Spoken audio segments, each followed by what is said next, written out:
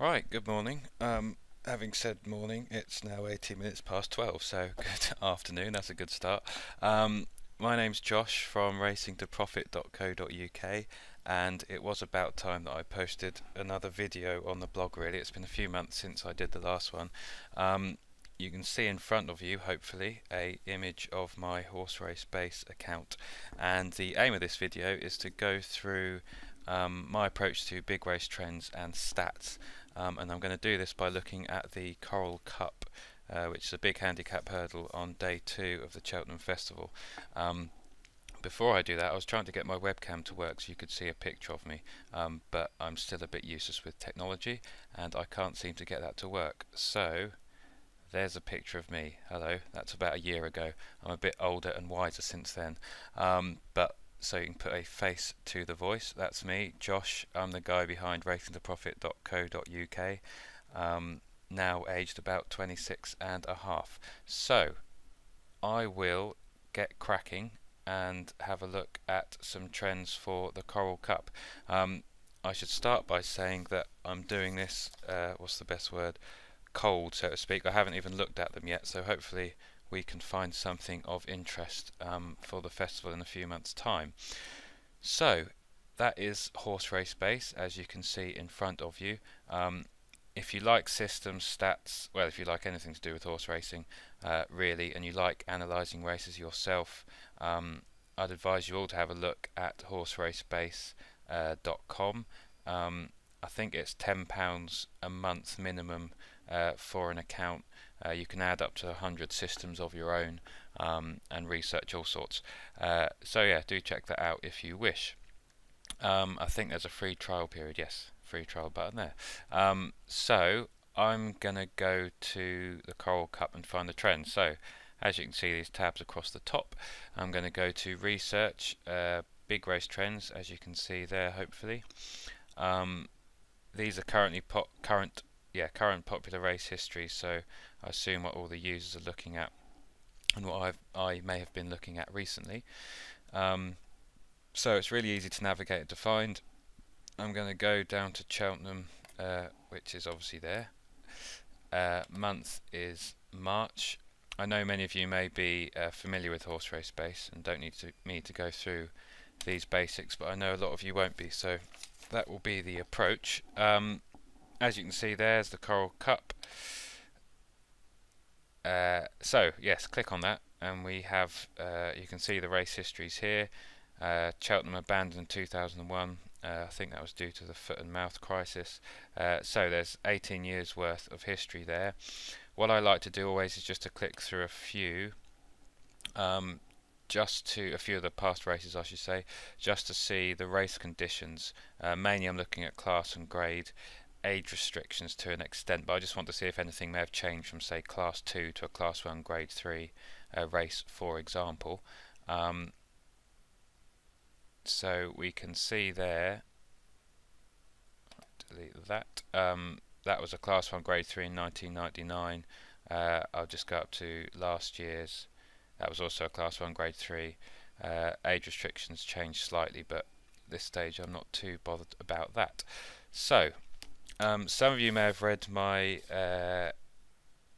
blog post the other day about my checklist for big race trends and how I go through them. I have printed them off and have them in front of me, and it will be a case of just going through them all. Normally I would type them up as I go along, but that would make this video twice as long as it's going to be, so I won't do that for the benefit of this, but it should still be useful. So my first approach is to click the profiler tool, the profiler tab I should say, and as you can see there are numerous different categories all the way through. So I'll start off with what I like to look at, which first of all that is actually to work out the number of runners, and I just like to find a category where I don't have to add up too many. So if I look at wins distance there in the middle of the screen, I can see the number of runners, and I've literally got a calculator in front of me and I'm going to add them up. So 401 plus 71 plus 11. So since 1997, 483 runners. I want to know how many places were available. That's quite straightforward enough. So 72 places were available. This is important because stats mean nothing really if you can't compare them to the number of horses and the number of runners as a win percentage. And I'll go through and show you how I do that now. So this is within the profiler. So first of all, I'm going to look at previous place. Horse race base doesn't account for form abroad, which is generally from France. So you'll see every now and then it will have no run.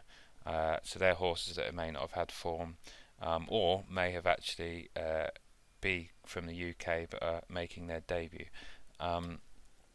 So of those with a run, we can have a quick look down and get a feel for the stats.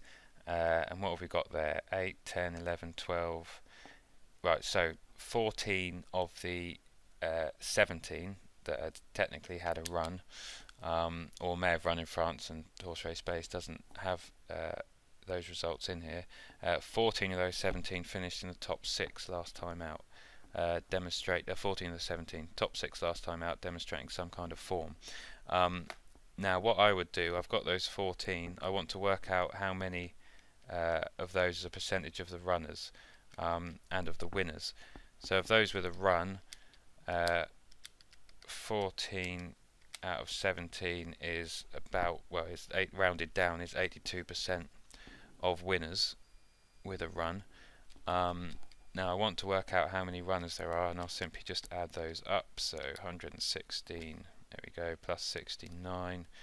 So I'm just adding up for the top 6 plus 54 plus 46 plus 42 plus 32 equals 359. So it's 14 from 359 runners, and the places, so 25 plus 12 plus 14 plus 10, 61 places. So we can work this out. So 14 is 82% of the winners, and I want to see if that is greater than the percentage of runners, to see if they're, it's a crude way I suppose, but see if they're overperforming against the number of runners and what they should be doing. So we've got 359 as a percentage of the total is 74%, I believe. Yeah, that's rounded out. Yeah, 74%. And of the placed horses, it is, I think that's 79%. Hold on, 72,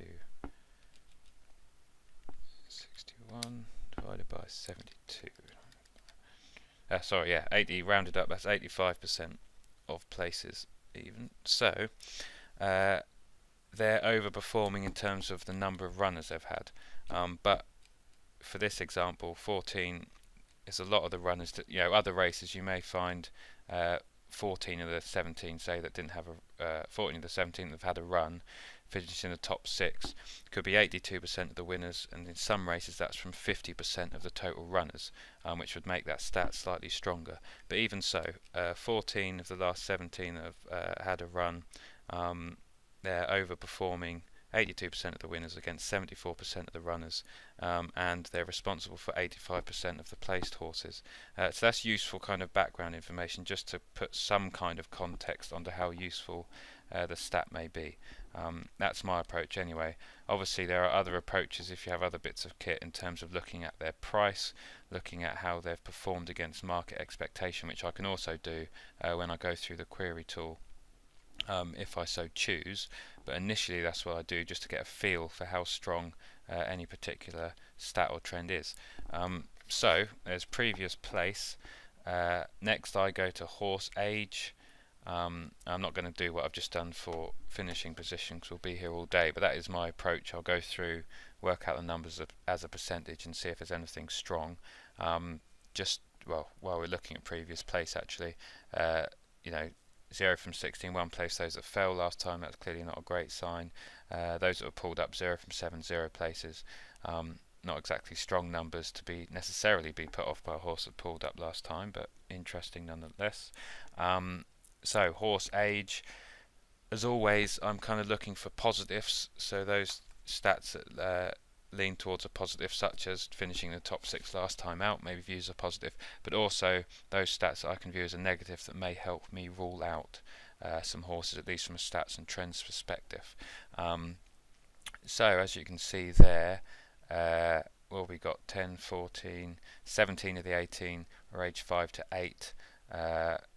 One from, let's have a look, one from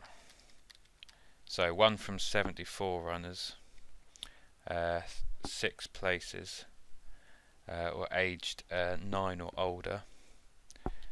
So that is, well, 5.5% of winners from, bear with me, 15% of runners and 8% of places. So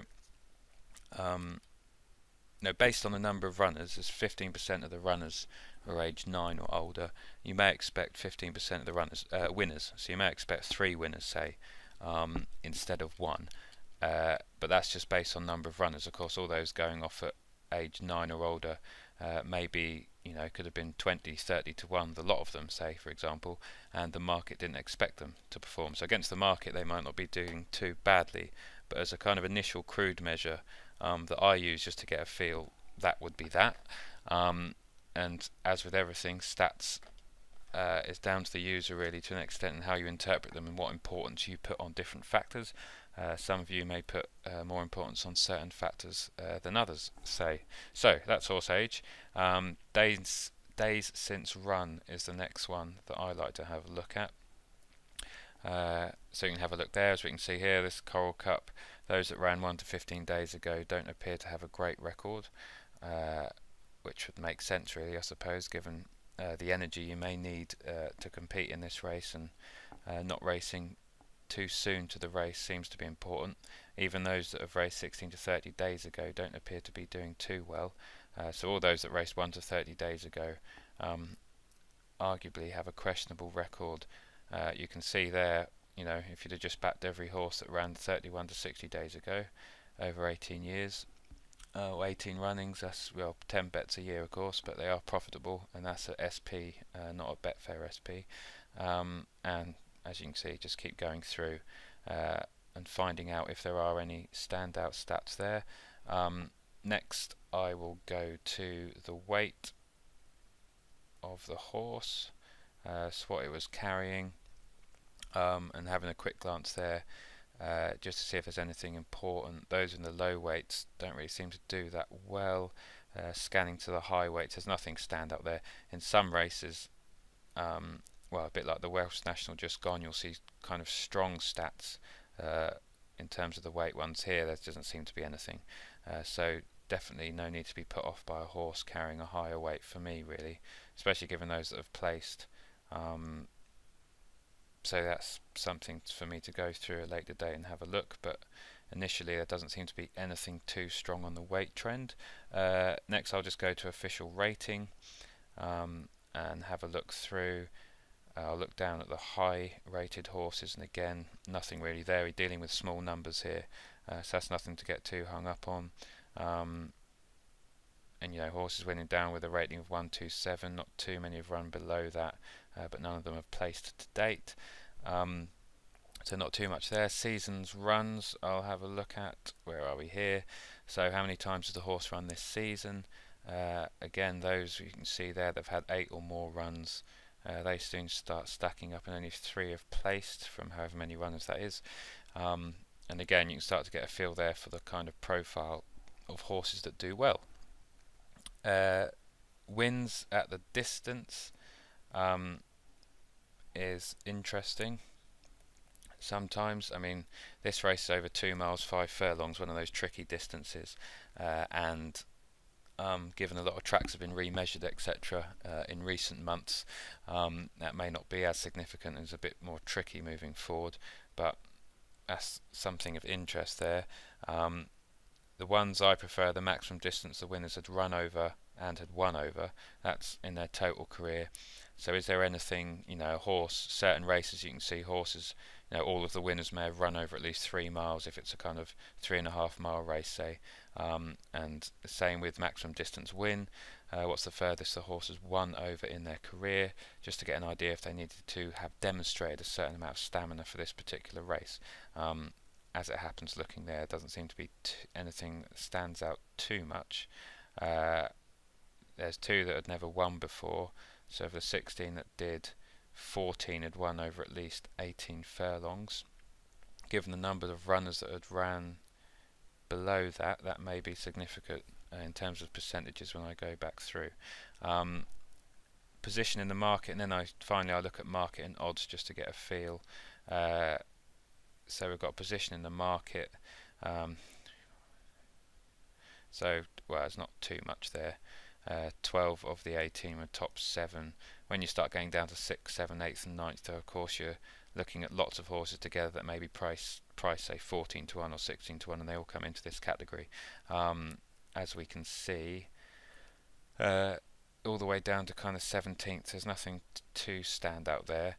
I suppose what I'm looking at when I look at those for some races is they can just be dominated by the market, and the market gets them right, and you may find 16 of 18 or 17 of 18 were kind of top 3 in the market from a limited number of runners, and they're kind of doing well, and that is significant in general for me, and it gives you a feel whether you should be looking for or should be put off looking for really, really big outsiders, say.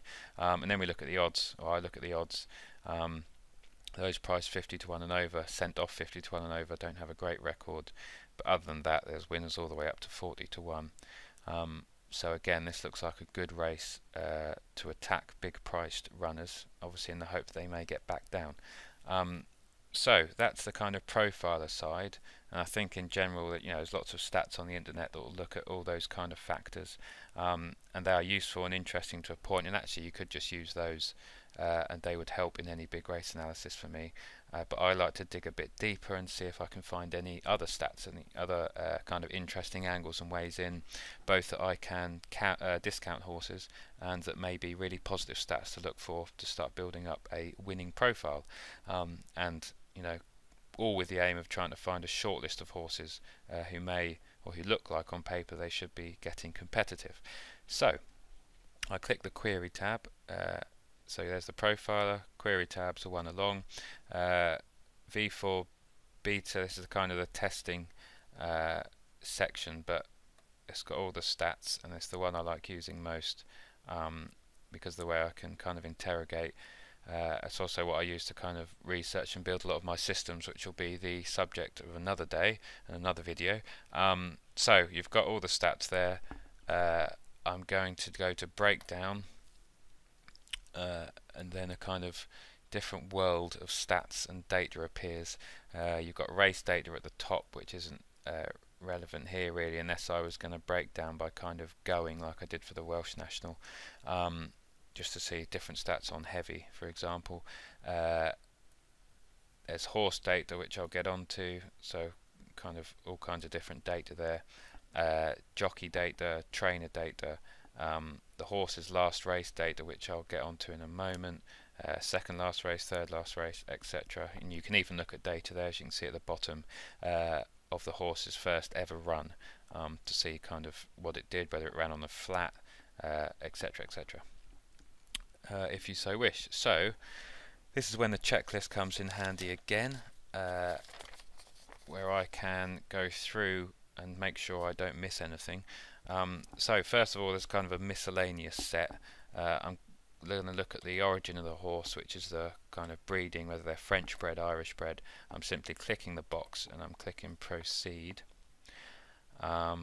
just to get a feel. There, the German breds, there's only 15 have run, but only one has placed. The French breds seem to do okay, well, quite well really. Backing all French breds doesn't seem to be a bad policy in this particular race. 47 points at Betfair SP. The AE, as you can see if you scan your eyes to the right, that's how the horse performs against market expectations, actual versus expected. 1 is what they're expected to do, so anything over 1.0 is good, anything below not so good. So the French breds are outperforming expectations by 82%. So that's good kind of for long-term longevity, especially when looking at micro angles. As you can see there, the Irish breds and the GB breds do okay, but you know, French breds is something that would be more of a positive, for example. So then I am going breakdown again, so I would go through, look at those, write down anything of interest there. I like looking at headgear just for interest, and I'm going to go through all of these different factors. So this is kind of the content of the video for the next few minutes. It's just me going through my checklist. So looking at headgear there, that is interesting. Blinkers, cheek pieces, so far are not performing that well. Many reasons for that. It's a big field. Yeah, could upset horses. It may be a demonstration that the horse clearly needs some focus, or the trainer thinks the horse needs to be focused, to have his mind on the job a bit more, and maybe backing a horse like that, who may be a bit temperamental, is not the best thing in a festival handicap. So that's interesting. They're stats that I would note down, and any horse wearing blinkers or cheek pieces may well be a negative when looking at the runners and riders on the day or a few days before. So that's something there to note down. Next I'm looking at weight. So let me just get this screen. So you can see all these different factors here. I want weight excluding jockey claim. So this allows me just to see the weight on the race card, just to see what the horse was carrying. As we saw from the initial sift on the Profiler tool, I don't think there was much. But I'll actually be honest with you, I'm not sure if that stat on the Profiler tool includes the jockey claims or not. But here we can see, again, there's no reason really to dismiss anything that's carrying a big weight. Clearly classier horses do win this race.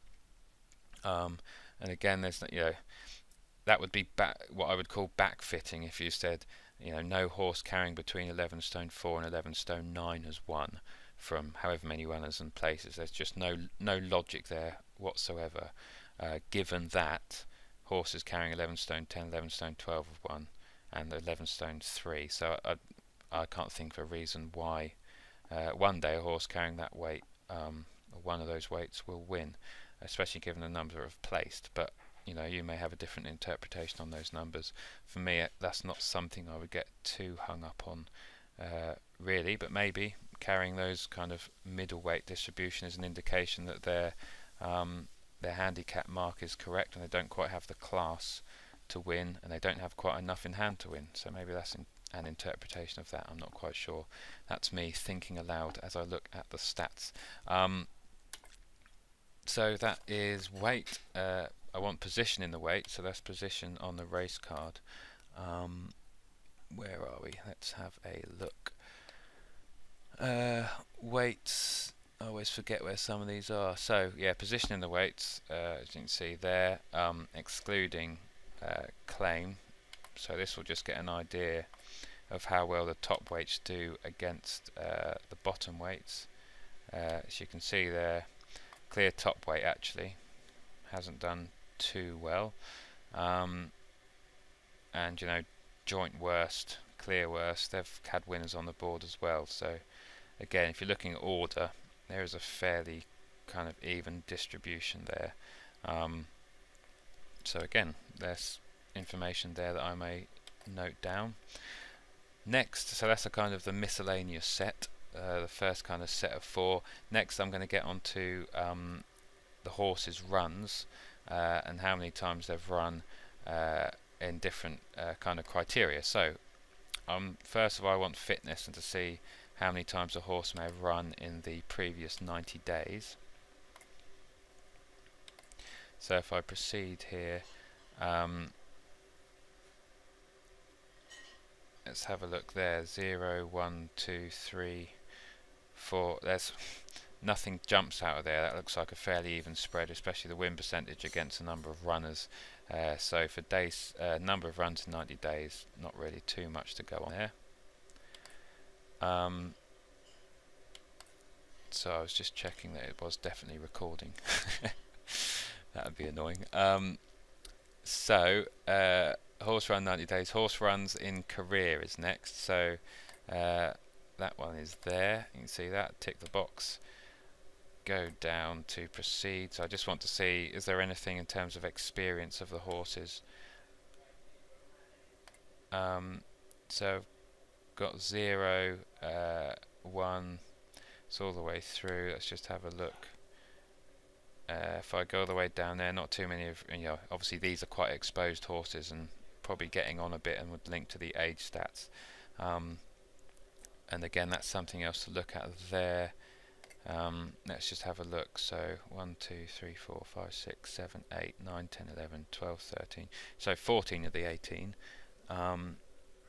previous winners had 11 or fewer career starts. Now once I add up the number of runners, work out the percentages, look at the number of places, that may well end up being quite significant. So that's something for me to ponder when I come back through with my notepad. What else is next? Horse runs in handicaps and non-handicaps. Where are we?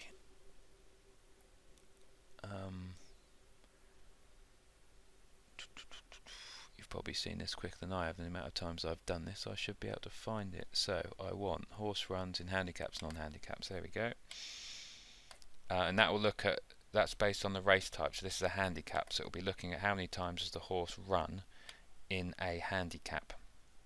And again, there's quite a few, 2, 3, 7, 8, 9, 10, 11, 12, 13, 14 of the 18 again. 6 or fewer runs in handicaps. That's all handicaps. And I should think,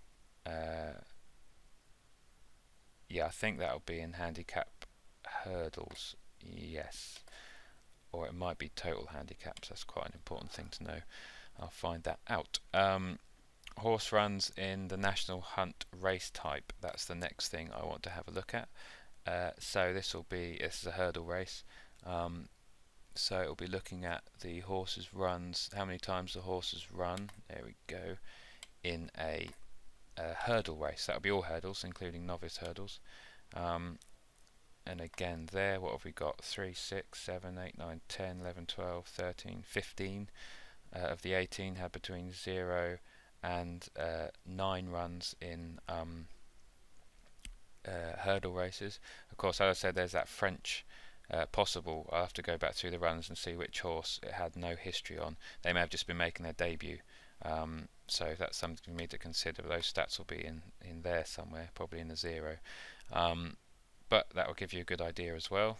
So it looks like there's developing a profile. You can start to see, which isn't a surprise, but the more unexposed horses that probably have a bit in hand and haven't shown their full hand to the handicapper are the ones that appear to do best in this race, or that's how it's starting to look like anyway. Horse runs at the track, that's just one for interest. You'll find a lot actually may not have experience of Cheltenham at all. So there you go. So half the winners, 9 of the 18, had never ran at Cheltenham before.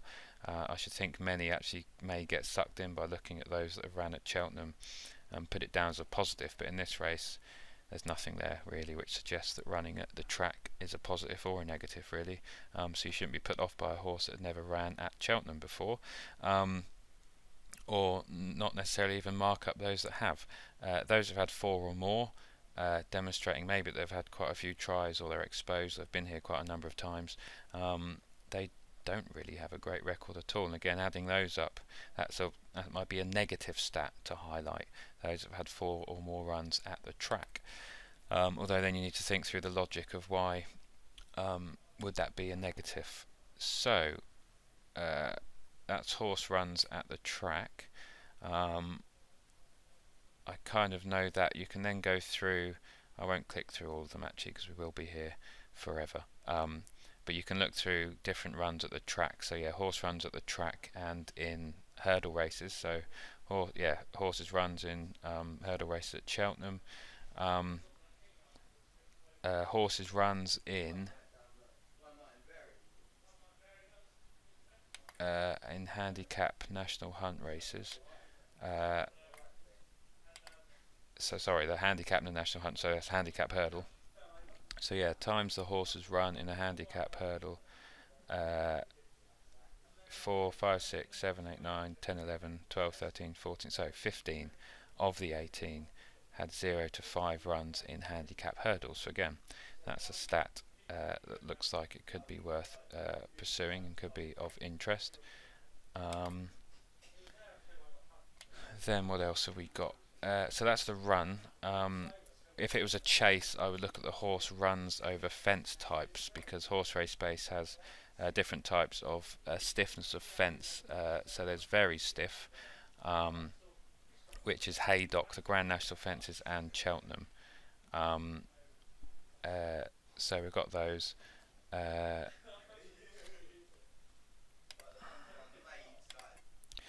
Right, so that is the running profile of, as I call it, of the horses, and I flick through some of the factors for those past trends for this race. Next, I'm going to look at the winning profile. So, yeah, the winning profile of the horses that have generally won the Coral Cup, how many wins they've had in their career, how many wins have they had over hurdles, etc. So again, using the checklist which I've posted below this video, I'm looking at horse wins in career, as you can see there. Again, same process, and I'll go through some of these just because, like I said, I'm doing this for the first time, so I'm interested to see what it throws up. So again, there you can see generally those that arguably are more exposed with 6 wins or more have no wins to their name.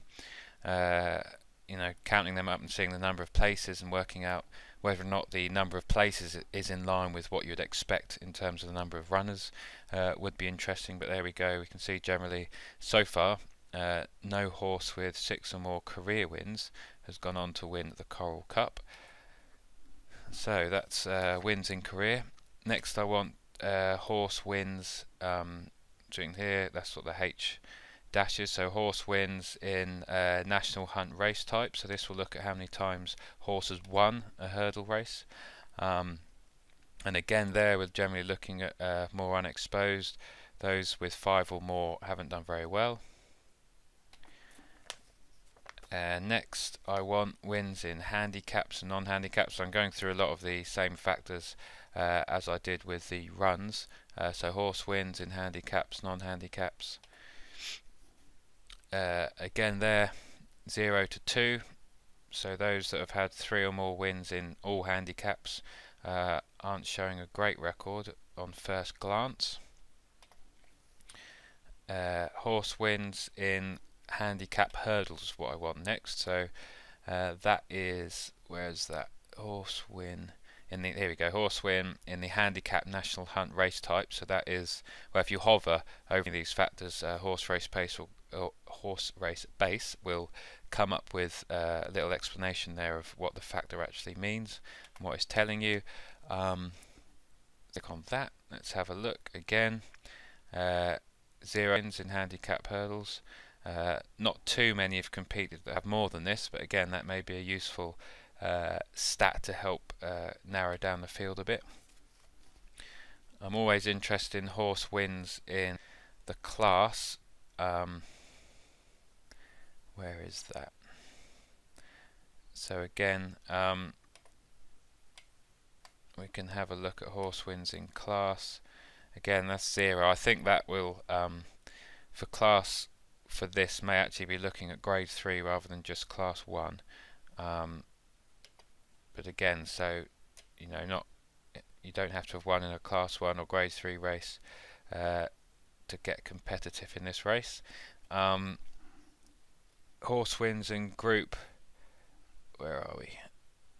Horse wins in group graded and listed. So maybe that actually does look at horse wins in class 1. But again 0. So for those that had won a race, according to the stats in Horse Race Base, none of them had actually won at graded or listed level as yet, so that's interesting. I like to see, to look at the current form of winners and how well they were doing that season, for example. So I can look at how many times the horse won, or the winners had won in that season, if at all, and whether or not that would tell me anything of interest. Well, that's, something there. Those with 3 or more wins that season don't look to do that well, I suppose, given this is a handicap. They may have shown their full hand to the handicapper and probably don't have anything in hand, and are open to being attacked by the more unexposed horses.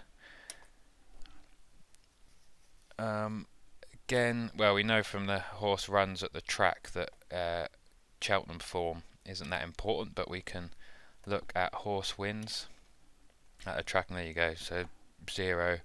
I wouldn't necessarily take too much more away from that, but as I said, with the running stats, it definitely isn't a negative if you've never ran at Cheltenham before. And you can look at other ones in terms of if those stats start to indicate, which they may do with some races, that track form is important. You can then look at the form at the track in the actual in the race type. Where's that? Somewhere. Yeah, horse win and the track. Let's try to find it. There we go. Horse win, track and national hunt code. You can have a look at that. See how many times winners may have won over hurdles or fences or whatever. There's also a there's a festival button somewhere. Horse wins in festival. There we go. Looking straight at it. So this will, because this is a race from the festival, we'll look at how many times a horse may have won at the festival before. So actually 21 have ran in this race that are previous festival winners, Cheltenham festival winners, and none have won, 3 have placed. You may find that interesting or not. Again, for some races that may be more important. So that's the kind of the horse win stats that I'm interested in. There's then the kind of another bunch of miscellaneous factors, I suppose. That's looking really to start looking at recent forms. They've got I hadn't noticed this, and I think it may be a new addition, the best in 3 runs, and I should probably try and keep up with some of the additions that get added to Horse Race Base all the time by the guy behind this, Chris, and his team. You do a brilliant job, and yeah, I spotted this, and it is, well, can be very interesting. So this is well, if I hover over it, I know some of that's cut out of the video, but the highest finishing position of the horse in any of its last 3 runs. That's what that stat, or that box I should say, is telling me. So 13, those with previous forms, that's what 13 of the 17 had won at least one race in the last 3 starts. Some people may see that as interesting or not. Given the wins from the other number of runners, that probably isn't telling us too much, actually. So that's 3 runs. You can go back to their best in 5, which I like to do. Any further back than that's probably a bit pointless, but again, there you go. So 15 of the 17 that had previous form, according to Horse Race Base's stats, had won at least once in the last 5 starts, and those stats for those that hadn't may not look too good. So that's best in 5 runs. Similar stats is the horse run since it last won, which you can see there if I just move that to the top. So yeah, I've ticked that box there.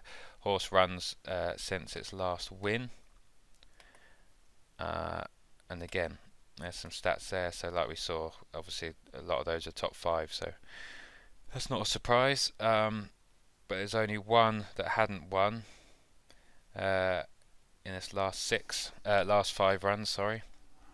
So that may be interesting. Horse runs since it last placed. That is also a thing to look at recent form. What's going on here?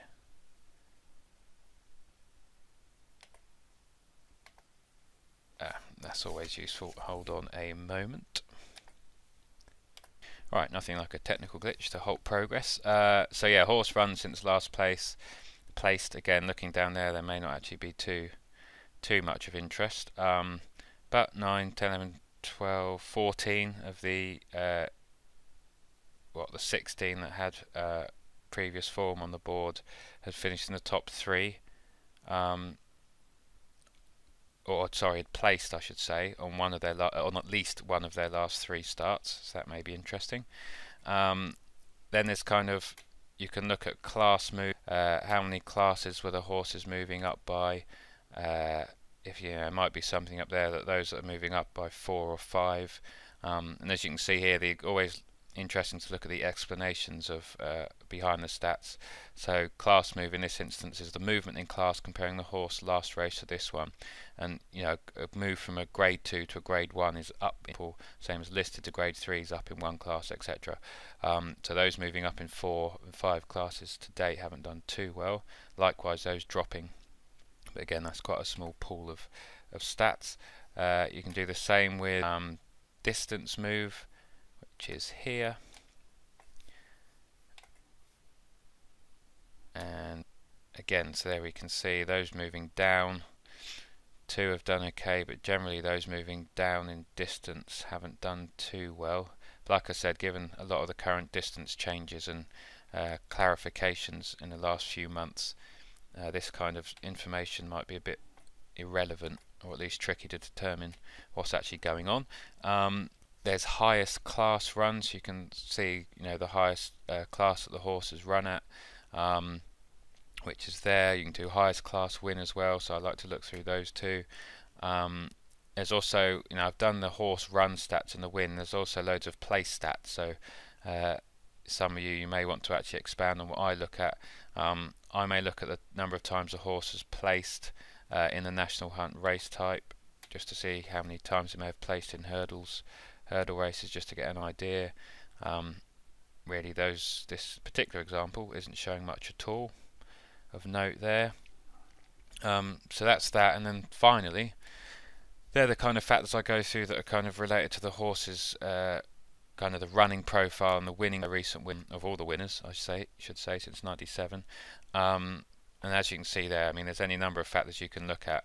That they're the kind of main ones that I've just gone through. Obviously, you could dive into many more if you wanted, but for me, they seem to do the job. Those ones I've highlighted below the video in my checklist. Then I asked race data just to see. So I've got track there. I just find it interesting to see if there's any tracks.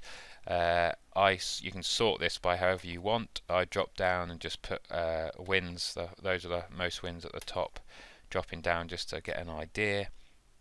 As we can see, actually there's no tracks that have more than 2. So there's nothing on the kind of win side necessarily, but it's interesting then to scan down to see if there's any tracks which have a really poor record. And blimey, right, so Fontwell 0 from 22, Wincanton 0 from 21, 1 place, Sandown 0 from 38, 4 places. Those that ran at Cheltenham last time out are 0 from 39, 7 places. That's quite interesting. Punchestown 0 from 13. So those kind of stats I would highlight and use at a later date to kind of, when I'm looking through a shortlist maybe, or some of you may even want to use them to help narrow down the field from the start, which will probably differ amongst all of us really. So that's the track.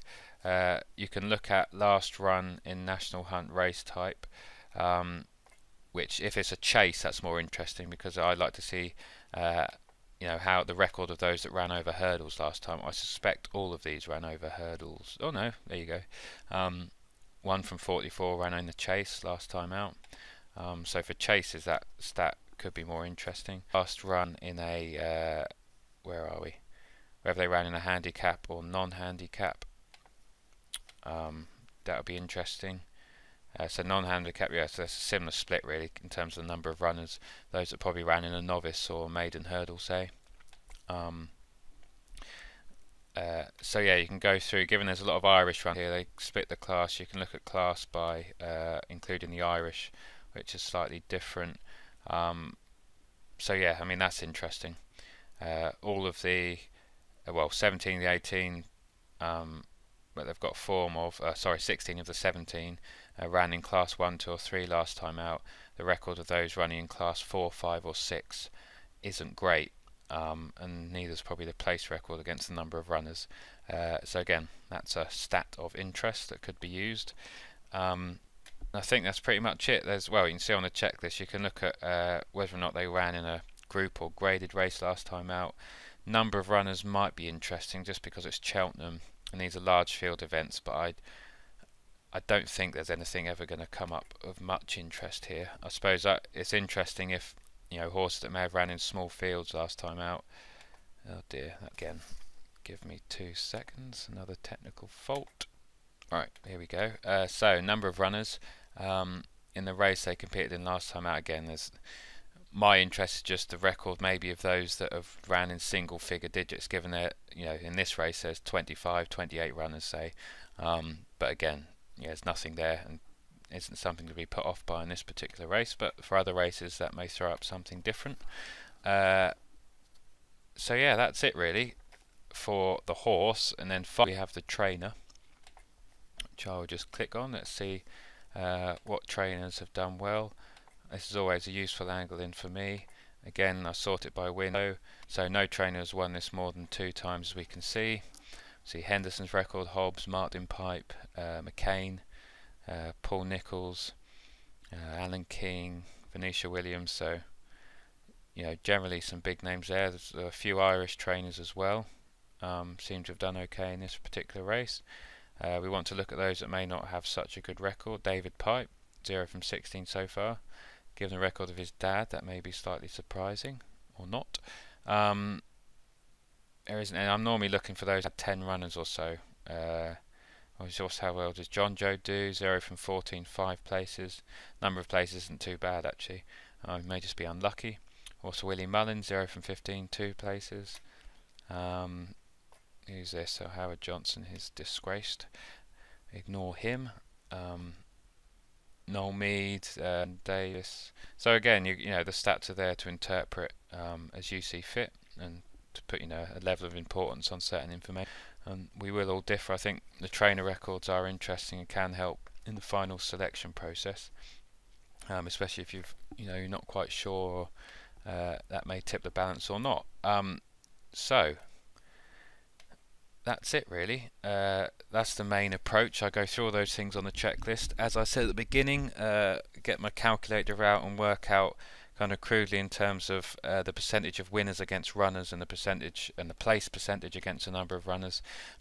When you break some of those stats down, well, any of those stats, you can actually select them and, you know, interrogate them as if they were a system. So maybe, I know this video is dragging on, but maybe that is something I will do just as an example. So last run's placing, let's have a look. So you can select there.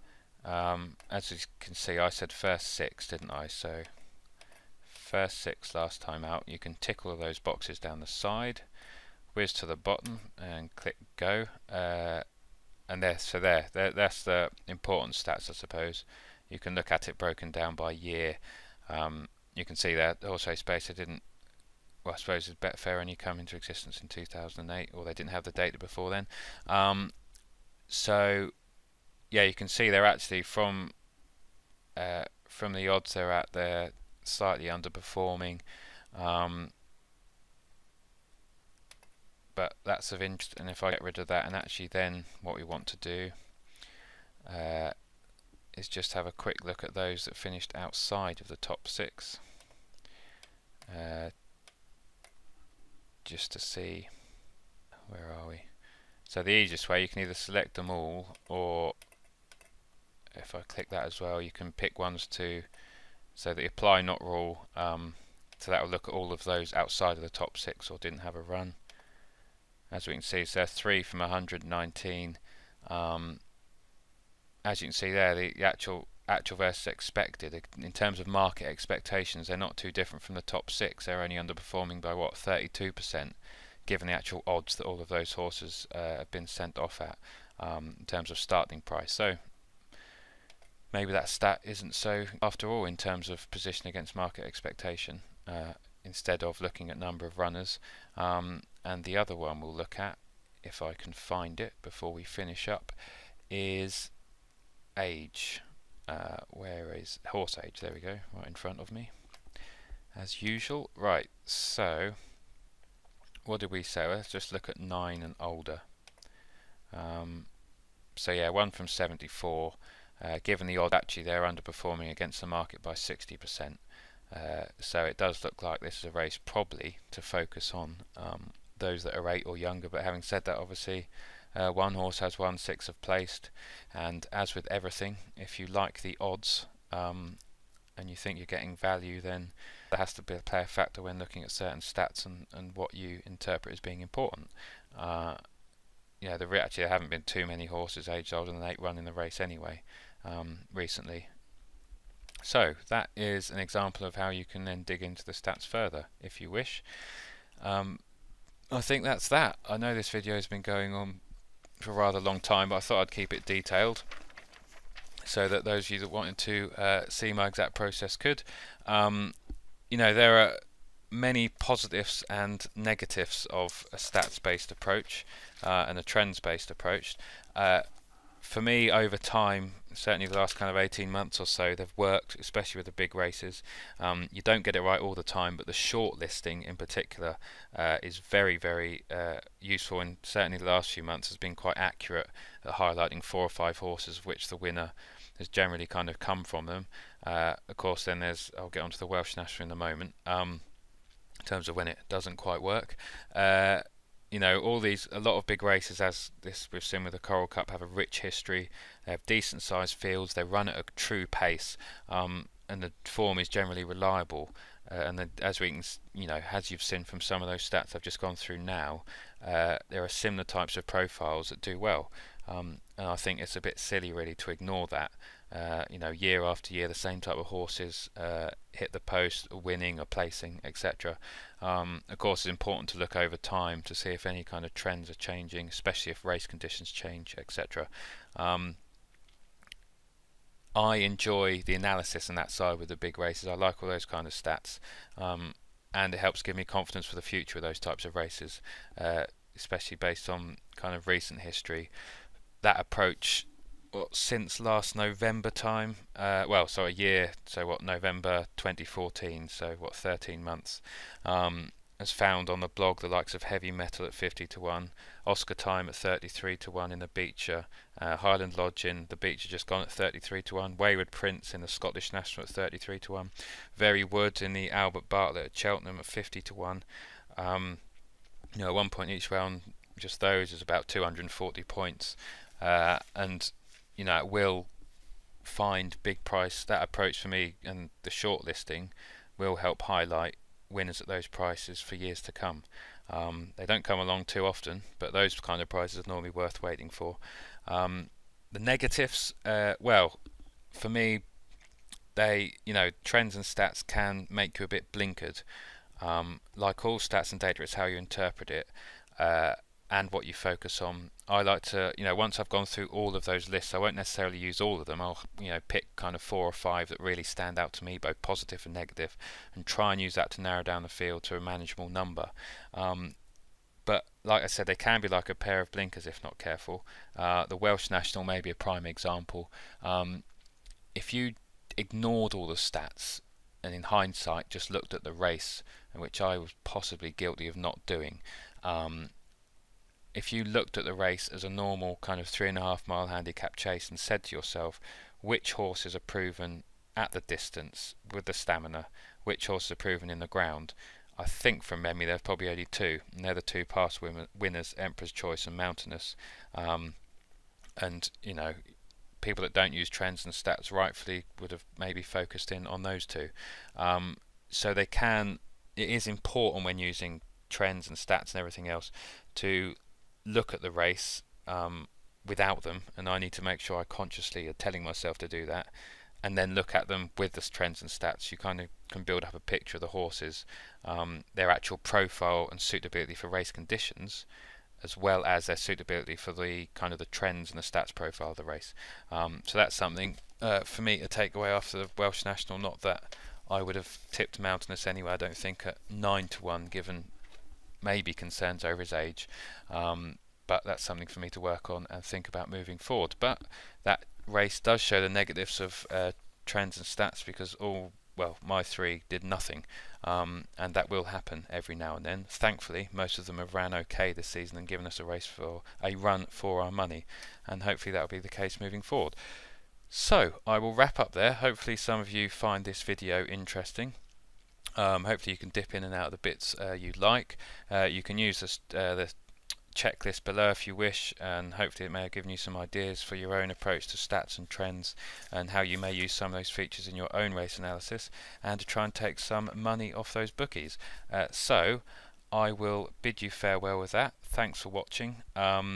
Feel free to post any comments or email me any questions, etc., and I will do my best to answer them as quickly as possible to the best of my ability. So with that said, enjoy the rest of your day. Goodbye.